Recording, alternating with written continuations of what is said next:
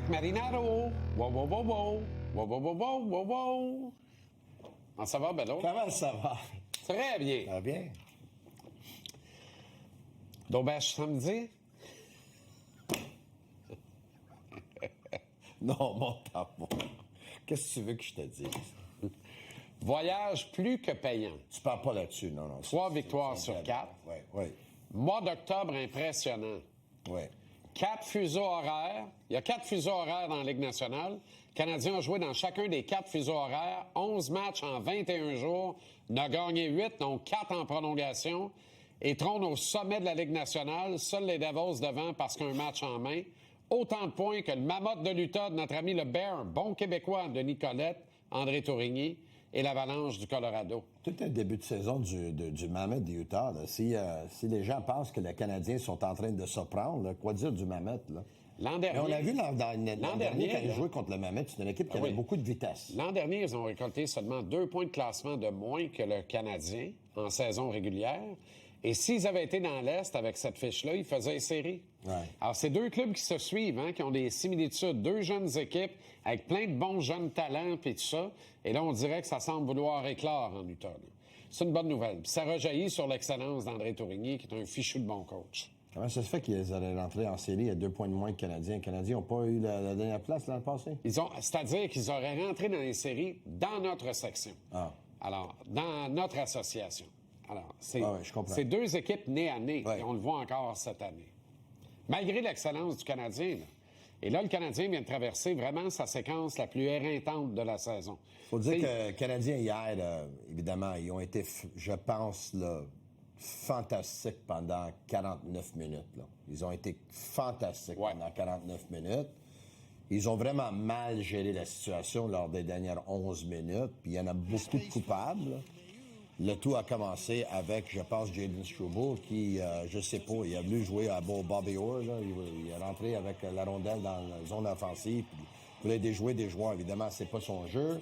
Là, ensuite, il a pris une pénalité. Là, ils ont marqué en avantage numérique. Les Canadiens n'ont pas été chanceux là-dessus parce que le tir de Brandon Montour, qui était un bon tir, a dévié sur la palette d'Alex Carrier pour déjouer de bêche. Et là, tu sais, comme ça arrive souvent, dès le moment que tu marques un but, l'autre équipe joue sur les talons. Là, à un moment donné, tu joues à la maison devant tes partisans, la confiance, le but, tout ça.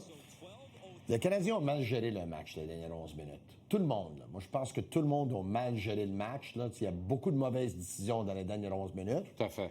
Mais crédit à... Écoute, quand tu as un buteur comme Cole Caulfield, là, quand lui a décidé de prendre Dunn à l'extérieur et est allé en arrière du but, et là, il a essayé de rentrer dans un petit espace. Check ça, là, il aurait pu perdre la rondelle.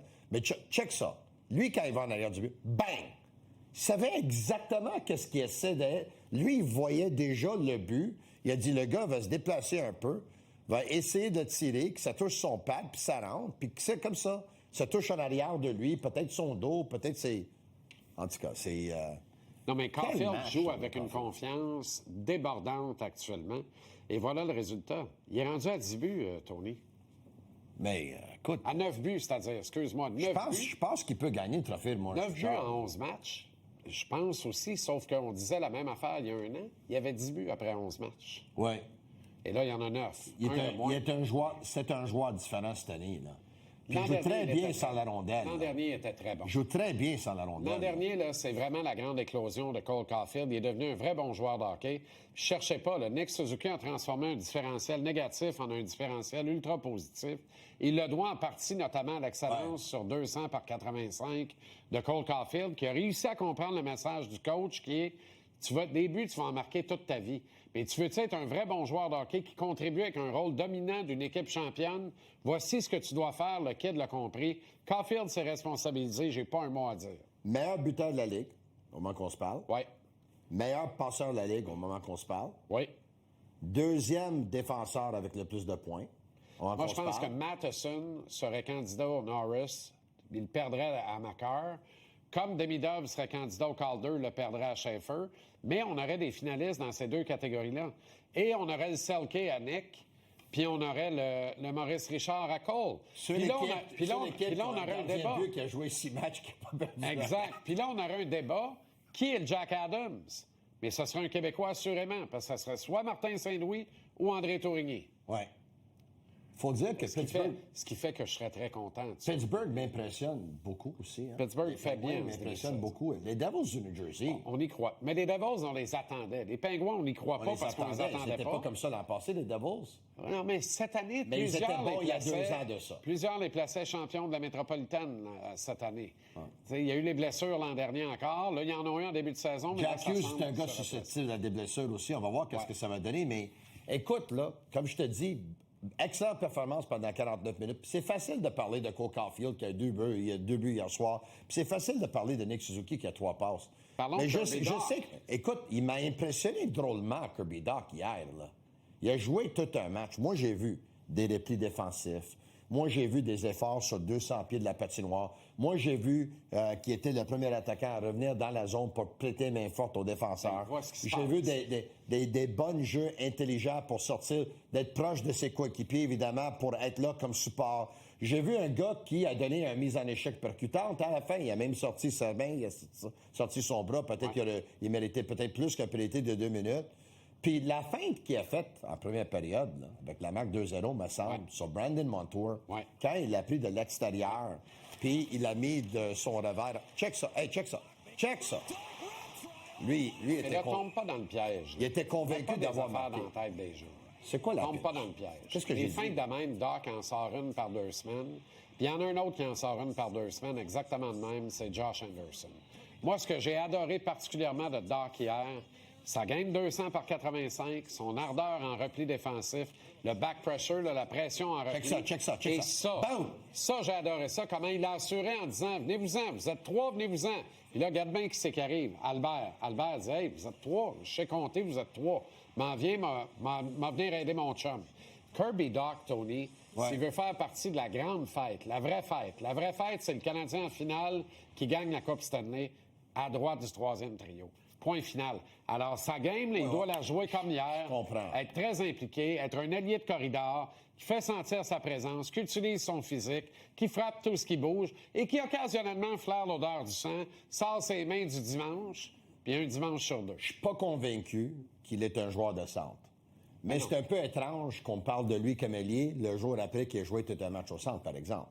Non, c'est parfait, Tony. On le sait. C'est là qu'il doit aller. Il n'y aura plus de place pour un gars comme ça avant longtemps chez le Canadien. On va voir. Mais moi, je veux qu'il Oliver Kapanen impressionne à date, mais hier soir, Oliver Kapanen était l'attaquant le moins utilisé des Canadiens de Montréal. Exact. Le joueur le moins utilisé des Canadiens de Montréal. Exact. Il y a eu une soirée difficile, Oliver Kapanen, hier. Soirée plus pourtant, difficile. c'est son trio. C'est Demidov, il n'a pas joué beaucoup non plus. Là. Exact.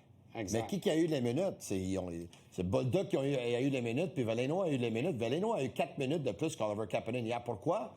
Parce que Doc était dans son match. Exact. Hier. Et si tu as écouté l'excellent Danny Dubé ici à la rubrique Les Coachs, là, comme à tous les soirs de match du Canadien en semaine, il a appuyé sur Demidov avec les stats. Et c'est très clair.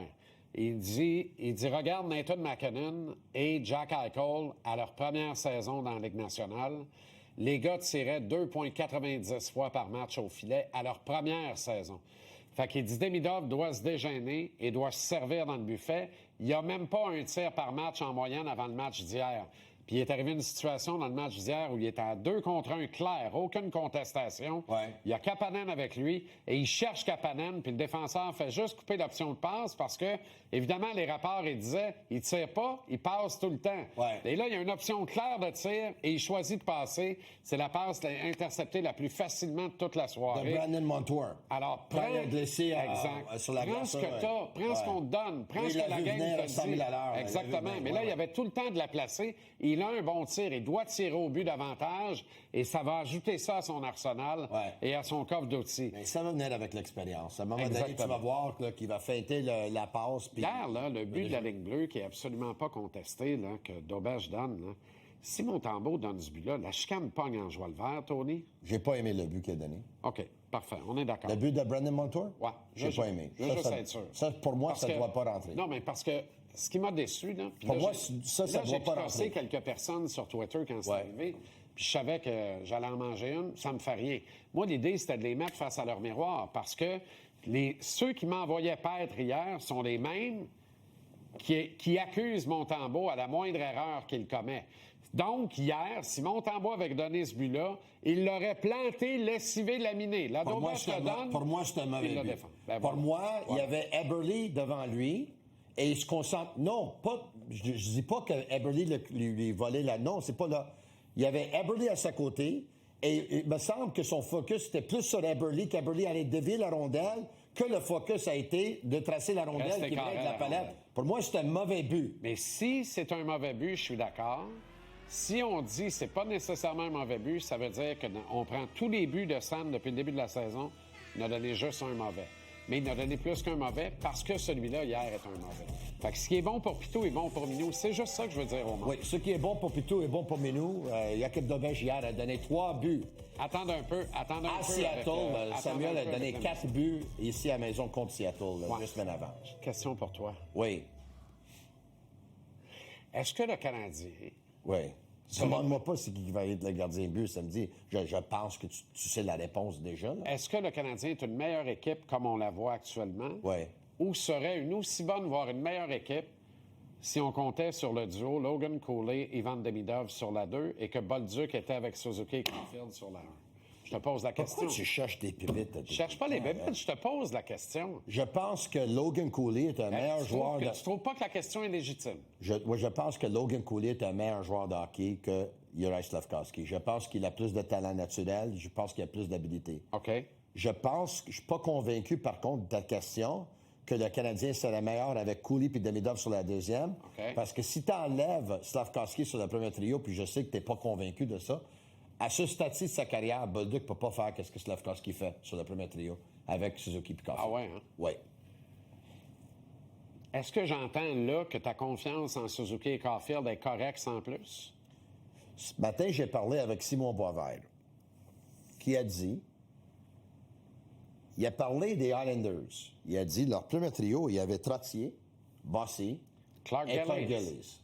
Et il dit, Suzuki, c'est Trottier, Caulfield, c'est Bossy, puis Slafkovský, c'est Clark Gillies. Donc, si Slafkovský... Snake n'a pas comparé Slafkovský à Clark Gillies. Mais si Slafkovský peut être le Clark Gillies de ce trio-là pour les complimenter... OK. Parfait. OK. Bon, disons, ça n'a pas été le meilleur choix. Les 2 Sedin étaient Trottier et Bossy. OK. Alex Burrows était Clark Gillies. Come on. Moi, j'ai une question pour toi. Moi, je pense que Suzuki Caulfield, Ouais. ça peut pas se comparer avec les légendaires Brian Trottier et Mike Bossy. Ouais. Moi, j'ai une question Et ça pour peut se comparer aux 2 Sedin, par exemple. Tiens-moi bien ce que je te dis là. Ouais, ouais. Ça se Je le compare tiens. aux 2 Sedin. Je le tiens. Et ils sont capables de charrier OK. le club à eux seuls. Ils sont rendus là à part ça. C'est qui avait dans ce repêchage de Slafkovský-là? Comment tu dis ça? Dans le repêchage de Slafkovský, Oui. c'est qui a, quelques années plus tard, qui a vraiment de l'allure? Tu veux dire quelques rangs plus tard? Quel joueur? Lane Hudson? Lane Hudson, Logan Cooley, Slafkovský puis Frank Nazar. C'est tout, là. Donc, oui. si Cooley était meilleur que Slafkovský... OK, Utah n'aurait pas été meilleur. non, mais moi, je te pose la Moi, je te pose une question, là. Utah n'est pas mieux avec Lane Hudson au lieu de Cooley? Non, mais Lane Hudson, c'est un choix de 3, c'est pas sérieux. C'est un choix de 2, 72e. Non, mais c'est pas sérieux. Mais là, c'est pas sérieux. C'est juste une question. Des fois, t'en manques. c'est 62e. Moi, je pense que Juraj Slafkovský est un morceau du fameux puzzle que ça va prendre pour gagner. Marc-André Perrin. Bon,